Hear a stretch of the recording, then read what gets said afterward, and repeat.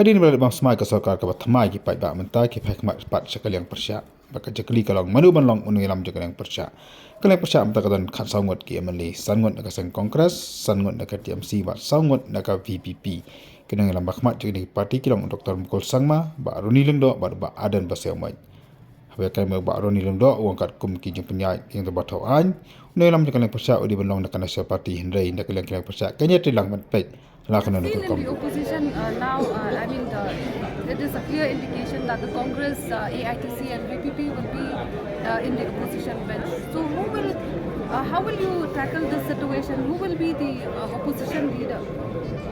You say if you go by convention, then it should go to the national party, and that is the Indian National Congress. But then we will work out what is there. We're there to provide constructive opposition, and if as a constructive opposition we can ensure that the state benefits, I think that will serve the purpose. Who becomes, I think, is not very relevant.